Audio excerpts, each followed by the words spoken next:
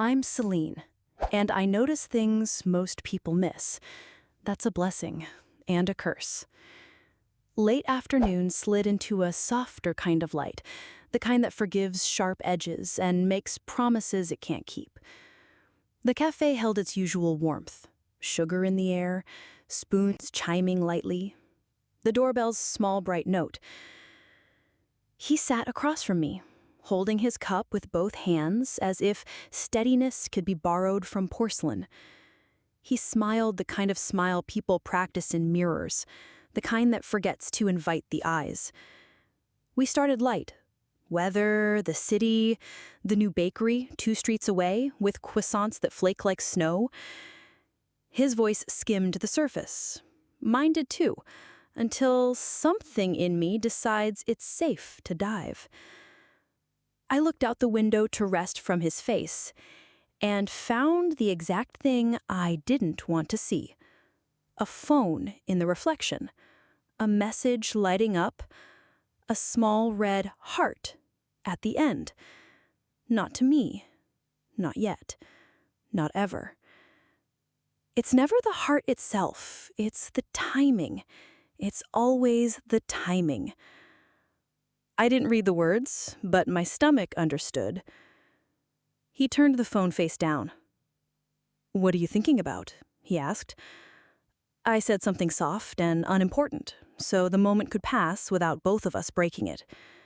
I sipped my coffee. The cup was too hot. He watched me as if I might deliver him from something he didn't plan to confess. There are 3 kinds of details. The ones you can ignore, the ones you should ignore, and the ones that change everything if you don't. I asked about books because books are safer than people. He said he used to read on night trains. I asked where those trains were going. He said, anywhere far enough to feel like someone else for a while. That sounded like the kind of honest sentence a liar might accidentally say. His phone vibrated again. He didn't touch it. He stared at it the way you stare at cold water before deciding to jump. We paid slowly, the way you pay when no one wants to be the first to stand.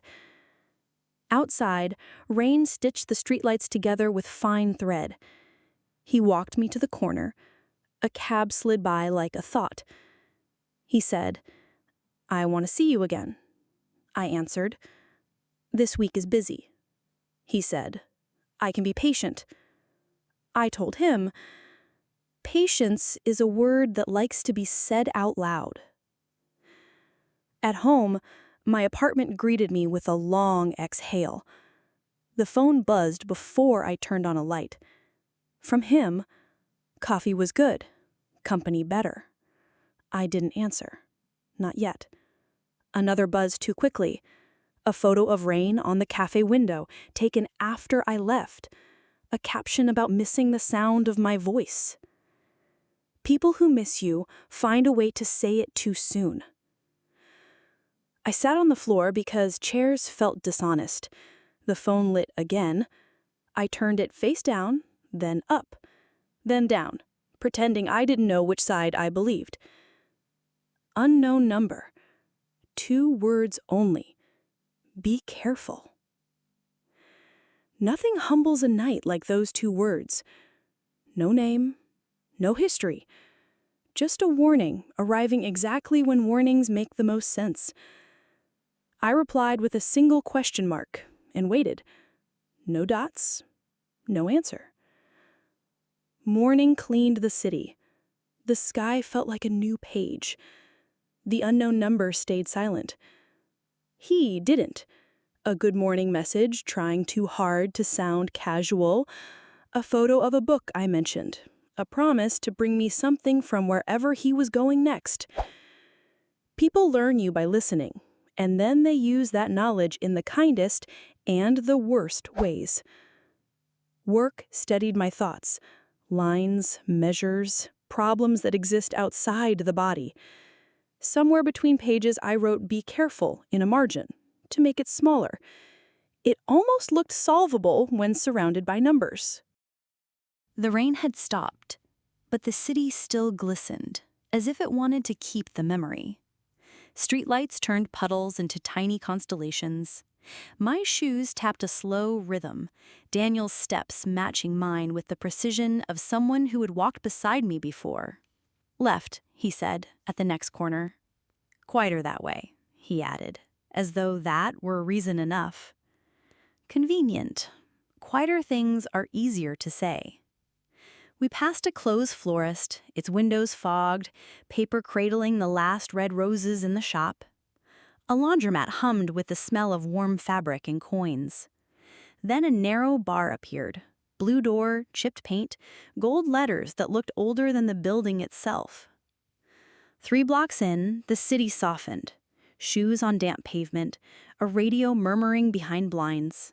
Somewhere, a laugh that didn't trust itself. "Almost there," Daniel said. "Almost where?" I asked. "To the part where I stop asking for patience and start asking for forgiveness. Forgiveness is heavier than truth. People forget that." He stopped beside a brick building that looked like it had learned every kind of weather. "This is where she lives, where we met, where we ended, where I keep not ending properly." "So you brought me here," I said, "to teach your beau some manners?" He nodded slowly. "Or to teach myself a different ending." A light flickered on in a third-floor window.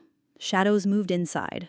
Quick, ordinary, unremarkable if you didn't know their names. But I did not look away. "Why show me this?" I asked. "So you don't have to wonder what kind of lie I tell when I'm trying to be kind." A vibration touched my pocket like a fingertip. Unknown number. The timing felt surgical. 2 words glowed on the screen. "Be careful." I let the night hold them for me, then slipped the phone away. "Keep walking," I said. "No speeches, no hands." "No hands." And he kept his distance by exactly 1 step. We crossed 2 more blocks in careful silence. The city loosened its grip, the ordinary ballet resuming after a missed cue. At my door, he stopped. I didn't invite him in. He didn't ask. "I'll send you the truth," he said. "Not the version I can live with, the one you deserve." "Send nothing you wouldn't sign with your name," I said. Inside, the hallway smelled faintly of detergent and something older. The lock clicked home. I set the returned book on the table, its crease like an old scar. The phone lit the room in pale light, a message from the unknown number. "You don't know me, but I know what happens next." My fingers hovered over the keys, torn between courage and wisdom. Sometimes they look identical from far away. "What happens next?" I wrote. A minute passed. "He'll tell you a version. I'll tell you the rest." Another message followed, an address, a time, tomorrow, and a name that didn't sound like a name at all. I stood very still, listening to my heart choose not to panic. Then I opened the window just enough to let the air rewrite the walls. Tomorrow would have to be honest. Morning arrived with that washed-out light that makes the city look honest, even when it isn't.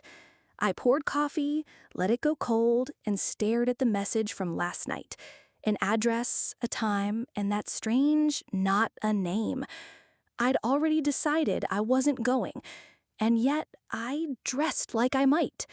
Work filled the hours, but the address kept sliding between the lines of my day. I searched it once, then twice. An old building in a part of the city I never walk through unless I'm lost. No photos inside, no listed tenants.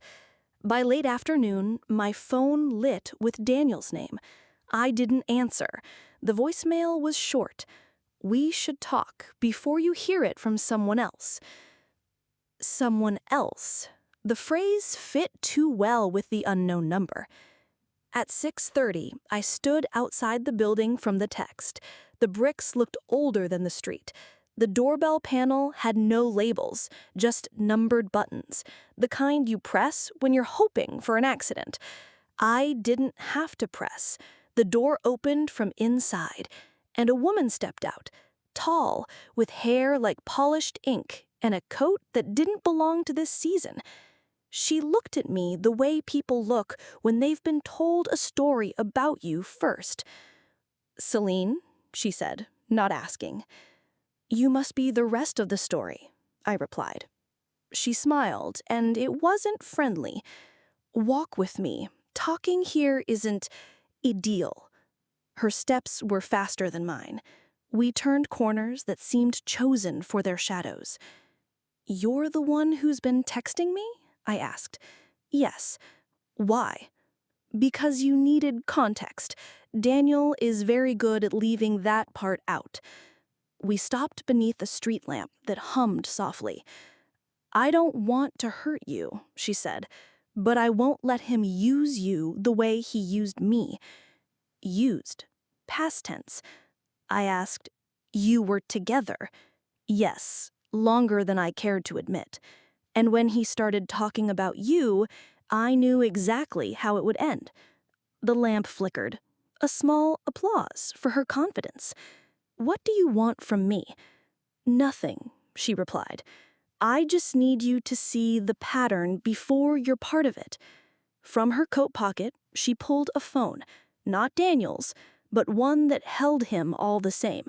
She swiped, and there I was, my face at the cafe, my profile on the street, my reflection in a shop window. "He doesn't just find people," she said. "He collects them. You've been in his collection for a while." I felt the air between us tighten. "And you've been following me?" "Only enough to know you'd follow the thread if I left it where you'd see it." "Be careful," I said, the words tasting strange in my own mouth. Her smile sharpened. "Exactly." She handed me a small envelope.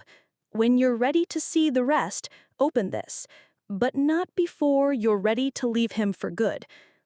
Before I could answer, she was already walking away, swallowed by the next corner. I didn't open the envelope. Not yet. I walked home with it burning in my pocket, every step asking the same question. Was I carrying proof or a trap? At my building, Daniel was waiting. No jacket this time, just his hands in his pockets and a look that knew I'd been somewhere he hadn't approved. "We need to talk," he said.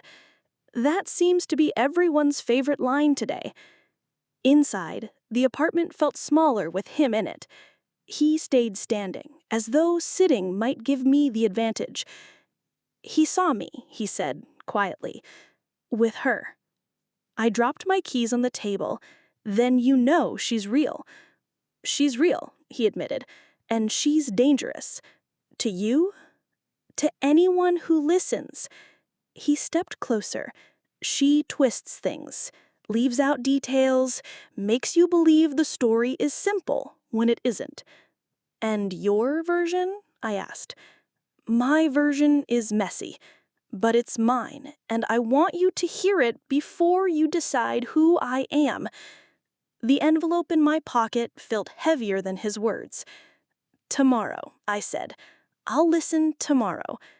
He nodded, but I could tell he hated the delay. "Tomorrow, then." At the door, he paused.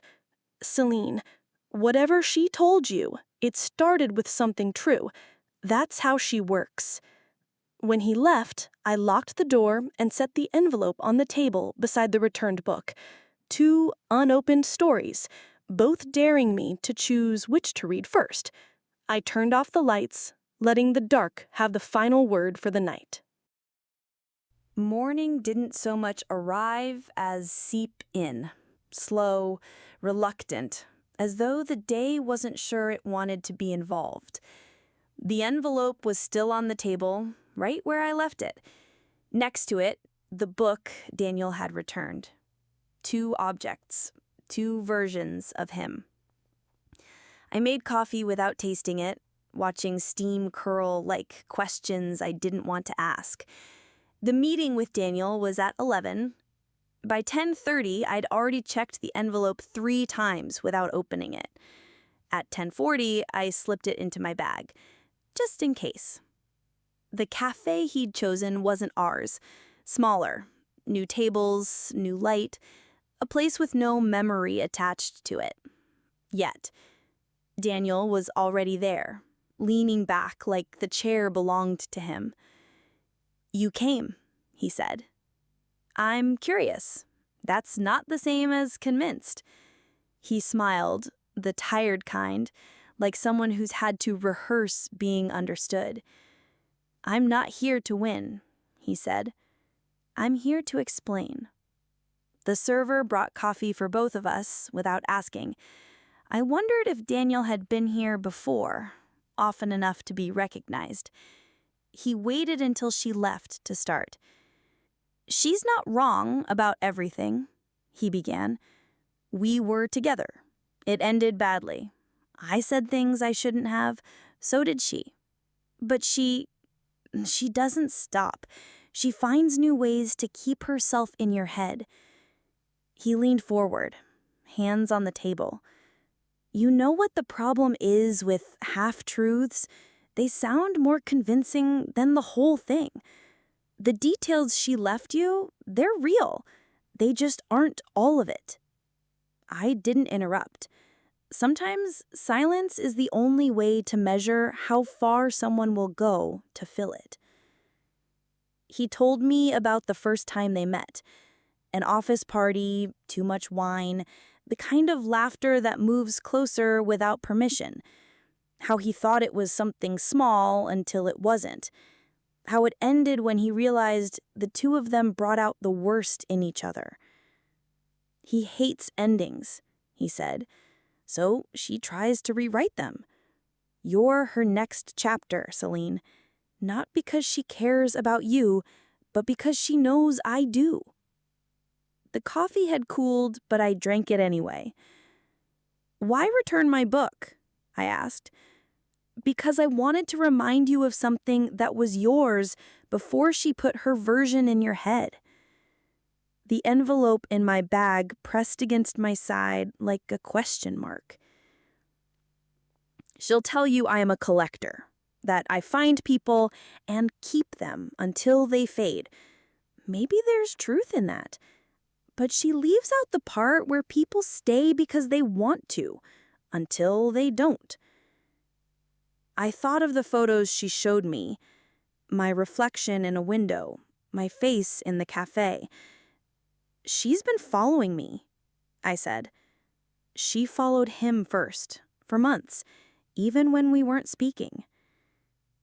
He sighed, leaning back. "You're smart enough to see both of us clearly. That's all I'm asking for."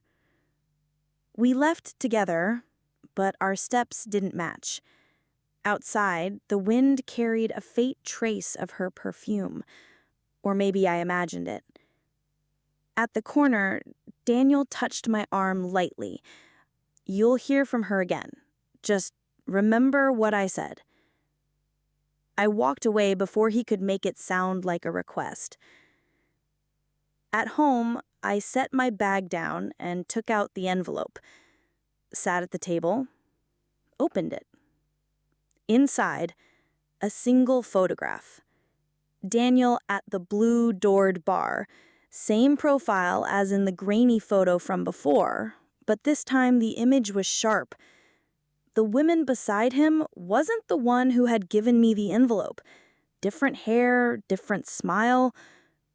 On the back, in neat handwriting, Tuesday, 8:17 p.m., 10 days before you met him. I stared at the date. 10 days. The timeline in my head shifted, knocking over other assumptions like dominoes. Before I could think further, my phone buzzed. Unknown number. "You see now?" I typed back, "I see something." No reply.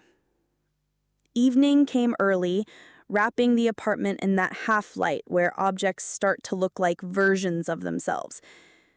The photo stayed on the table. Daniel's coffee cup in the cafe stayed in my memory. And somewhere between the two, I realized the story was no longer about trust.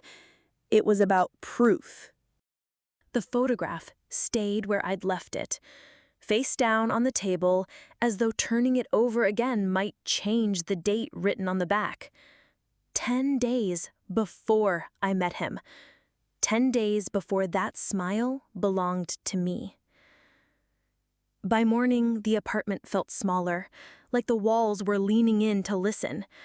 I needed another voice, someone not invested in either version of the story. Maya answered on the second ring. She'd known me long enough to hear something in my hello. "What happened?" she asked immediately. "I think I'm in the middle of a story I didn't agree to be part of," I said. "We met at a quiet cafe. Not mine, not Daniel's. Neutral ground." I slid the photograph across the table. Maya studied it the way she studies contracts, eyes catching every corner. "That's the blue-doored bar, isn't it?" she said. I nodded. "And that's not the woman you told me about before?" "No, this one's new. Or old. I'm not sure." Maya leaned back. "Do you want me to tell you what I think or what you want to hear?" "The truth," I said. She tapped the photo. "This could mean everything or nothing. The date's convenient, just before you met him, but close enough to cast a shadow. If someone wanted you to doubt him, this is exactly how they do it." I didn't like how easily that made sense. We spent an hour talking about possible explanations, none of them satisfying. By the time we left, the photograph was back in my bag, heavier than when I'd arrived. That night, I walked past the blue-doored bar. I told myself it was coincidence, but my steps slowed at the sight of its warm glow spilling onto the pavement. Through the window, I saw strangers, laughing, leaning in, unaware they were part of a place's memory. I didn't see Daniel, but I stayed anyway, counting the minutes until I'd have an excuse to move on. At home, another message waited. Unknown number. Tomorrow, same time, same place. No explanation, no name, just the invitation of inevitability. The next day, I went. The woman was already there, seated at the bar, her drink untouched. She said without turning around, "You opened it." I did. And? I'm not sure what I saw. She finally faced me. "Then you're starting to understand. Truth isn't what you're told. It's what you see when no one's performing." We sat in the far corner, away from the hum of casual conversation. She leaned in. 10 days before you met him, he told her, the woman in the photo, that he was done with her, that you were different, that you wouldn't find out. Her words landed with the weight of something rehearsed. "How do you know this?" I asked. "Because she told me, and she had no reason to lie. She didn't know who I was." It felt too neat, too perfectly arranged to fall into my hands. "And you?" I asked. "What's your reason?" "To stop him," she said, simply, "before he adds you to his list." The bartender dropped off our drinks. She didn't touch hers. "I've given you proof. What you do with it is your choice." I wanted to ask what happened to her, how she knew the exact pressure points to press, but before I could, my phone buzzed. Daniel's name. I didn't answer. I watched it stop ringing, then buzz again, a message this time. "I need to see you tonight, please." She smiled faintly. And there it is. I left without finishing my drink. Outside, the air was colder, sharper. I walked fast, my mind running ahead to places my body didn't want to follow. By the time I reached my building, Daniel was waiting again, leaning against the wall like the night belonged to him. "We need to talk," he said. "You always say that." This time I didn't invite him upstairs. We stood in the quiet street, our breath mixing in the space between us. "I know what she's told you, but there's more. There's always more." I crossed my arms. "Then you'd better start talking." The street was quiet enough to hear the hum of a distant traffic light. Daniel's face was unreadable. Not guarded, not open, just waiting. "You think she's telling me the truth," I said. "I think she's telling you a truth," he corrected. "The one that serves her best." "And yours?" "My truth isn't neat. It won't fit on the back of a photograph." He stepped closer, but not enough to close the gap. "She's showing you snapshots, without the frames. She chooses the moments, leaves out what came before, what came after. You fill in the rest with your fears." I hated that he was right about how easy that was to do. "I've seen the date, Daniel. 10 days before I met you." He nodded slowly. 10 days before I ended it with her. That photo isn't proof of betrayal. It's proof of bad timing. I didn't plan to meet you. You happened. And when you did, I didn't want to look back. The words were steady, too steady. "Then why not tell me from the start?" Because I knew it would sound like an overlap, and maybe it was in ways I didn't intend. But I wanted to start clean. I failed. I let the silence hang between us. Somewhere, a window shut softly. "You said you collect people," I said. His jaw tightened. "I don't collect. I hold on too long. There's a difference." "And the photos?"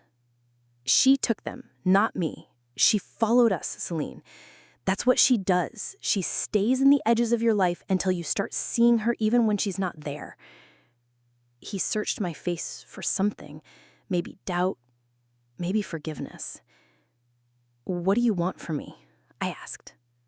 "The chance to end this without her writing the last chapter for us." I thought of the envelope, the woman's voice, the way she'd said exactly after I'd repeated her warning. 2 people telling me the other one bends reality. Both convincing, both leaving fingerprints on my thoughts. My phone buzzed. Unknown number. I didn't check it. "You're not answering?" Daniel asked. "Not yet." He looked relieved, and that in itself made me wary. "I can prove what I'm saying," he said. "Meet me tomorrow, somewhere she won't expect." "Where?" "You choose," he said. "I'll be there." I agreed before deciding if I meant it. That night, I sat on the floor with the photograph and the book. I turned them over, back and forth, as if the truth might be hidden in the repetition. The phone buzzed again. Still the unknown number. This time I read it. "You think you're choosing. You're not." I didn't reply. Instead, I wrote the address of a quiet place only I would think of. A small park by the river, empty in the mornings. I sent it to Daniel. Sleep didn't come easily. Every sound in the apartment felt sharper, like the night was full of listening. At dawn, I walked to the park. Mist clung to the grass. Daniel was already there, hands in his pockets, watching the water. "You came alone?" "Yes." "Good." Before he could speak, movement caught my eye. A figure at the edge of the park. The woman, standing still, watching us. "She followed you," I said. Daniel turned, his face hardened. "Stay here," he told me, and started toward her. I didn't stay. I walked after him, the damp grass muffling my steps. When I caught up, they were already speaking, low, fast, like people finishing an argument that had started long before I arrived. I caught fragments. You promised. Not anymore. She deserves. They both stopped when they realized I was there. Selene, the woman said, her voice sharp but not unkind. Whatever he's told you. Enough, Daniel cut in. You've done your damage. I looked from one to the other. One of you is lying. Maybe both. The woman held out her phone. You should see this. Daniel shook his head. Don't. I stood there, between their versions of the truth, knowing that whichever way I turned, something would break. I didn't take the phone right away. Instead, I looked at Daniel. His eyes were steady, but there was something under the surface. Not fear exactly, but the effort of someone holding a door shut. What's on it? I asked the woman. Proof, she said. Of what? That he's been telling you the truth only when it's convenient. Daniel's jaw flexed. And what she calls proof is just another version she's edited to fit her story. The phone was warm in her hand when I finally took it. The screen lit up to a paused video, grainy, low light. I hit play. Daniel at the blue-doored bar. Same jacket he'd worn the night we met. Same way he leaned in when listening. The woman beside him wasn't either of the ones I'd seen before. They were close. Closer than strangers. He smiled. Not the practice smile, not the one that stops at the eyes, but the kind that travels all the way to the voice. The video ended. No date, no context. Just enough to suggest. I handed the phone back. Where's the rest? I asked. That's all you need, she said. No, I replied. That's all you want me to have. Daniel stepped forward. Selene. Stop, I said. Both of you. I looked at the water behind them. It moved without choosing a direction, the current split by something unseen beneath the surface.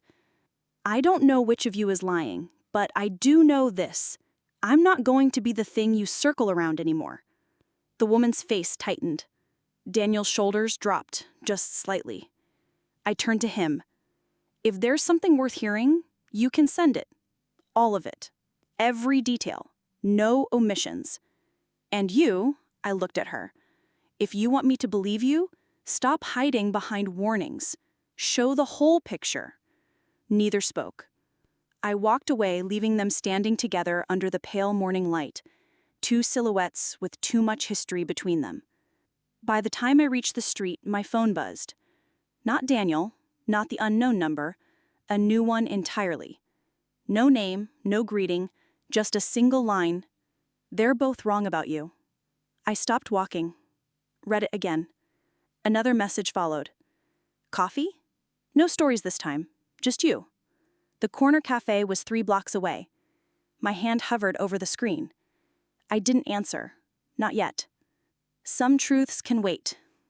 That night, I set the photograph, the book, and the unopened message side by side on the table. 3 different beginnings. None with an ending I trusted. The city outside hummed its usual song. Inside, I let the quiet have the last word. And somewhere in that quiet, I realized, maybe the point isn't finding the truth. Maybe it's deciding which version you can live with.